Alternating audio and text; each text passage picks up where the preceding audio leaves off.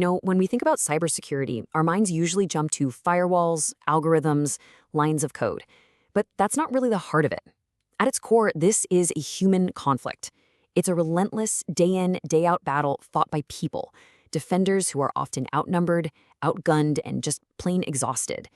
So let's pull back the curtain on this unseen war and really look at what a day in the life of a cyber defender is like. This isn't just some line from a corporate presentation. This is the reality a defender wakes up to every single morning. It's that knot in your stomach before you've even had your coffee. Because the threat isn't just sitting there, it's evolving. It's a constant arms race, and the other side is always getting smarter, making the stakes higher and the potential fallout more severe with each passing day. So to really get inside a defender's head, you have to understand what they're staring at all day. And it's not some leaky faucet they can just patch up. No, it's a fire hose of threats aimed directly at them, and the nozzle never, ever turns off. Okay, let's start with what you might call the digital stealth bomber, the zero-day exploit. This is a secret backdoor and software that only the attackers know about. The good guys have had exactly 0 days to build a defense, and in just the first half of this year, the use of these secret weapons has jumped by a staggering 46%. The pace is just picking up, and defenders are on their back foot from the second they log on. Now, this chart really shows you the pressure cooker. Just look at the blue bars for this year. Almost every single month, we're seeing volumes at or above previous years.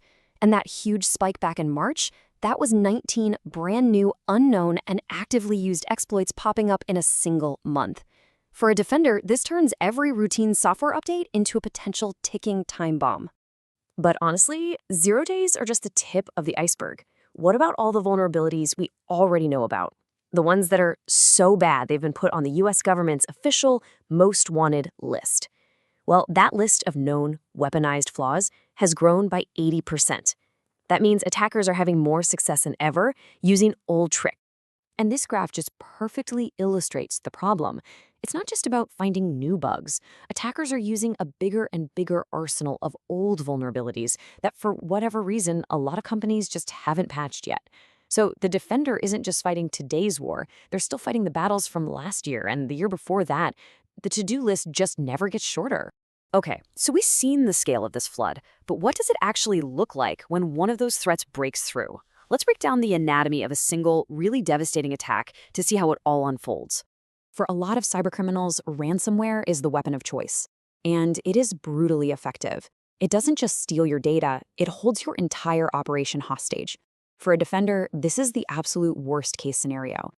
And in places like a hospital, a locked system isn't an IT problem. It's a life-or-death crisis, and the weight of that falls squarely on their shoulders. See, these attacks aren't just random smash and grabs. They're planned, they're methodical. Take a group like Interlock. First, they find a tiny crack in the wall, some vulnerability in software everyone uses. Once they're inside, they go completely silent. They just quietly start copying files, pulling sensitive data out of the network. And only after they have everything they want, that's when they pull the trigger, encrypt everything, and bring the entire organization to a grinding halt. And the damage is just staggering. In one attack on a healthcare provider, Interlock siphoned off nearly a terabyte of data, over 730,000 files compromised. And getting back to normal, that's not a simple reboot. It took them 3 full weeks to restore operations. Think about that. 3 weeks of chaos, canceled appointments, delayed treatments, all from one single breach. And the thing is, threats aren't just coming through the firewall anymore. They are literally floating through the air. The Bluetooth protocol that connects our phones and our headphones in our cars, it's so unbelievably complex that some researchers basically think it's impossible to ever fully secure. It's a defender's nightmare, and it's woven into the fabric of our everyday tech. Just let that sink in for a second. An exploit that targets your headphones can still work long after you put them away. The vulnerability isn't just in the device, it's in the digital ghosts that connection leaves behind on your phone. The attacker doesn't need the hardware anymore. So if you're the person in charge of security, how in the world are you supposed to write a policy to defend against ghosts? And that brings us to the really crucial question. Where are all these threats coming from? They're the ghosts in the machine, born from both the code we all rely on and the very real, very human adversaries who are out there exploiting it. Just look at this chart. These vulnerabilities, they're not hiding in some obscure software nobody uses. 30% are in Microsoft products, 11% in Google, 8% in Apple. These are the building blocks of our digital lives. The companies with the biggest security budgets on the planet can't stop these flaws from getting out the door. So, how is a small IT team with a tiny budget supposed to stand a chance? And then you've got the other side of the equation, the attackers. These aren't just lone wolves in basements. They're organized, they're collaborative, they share everything.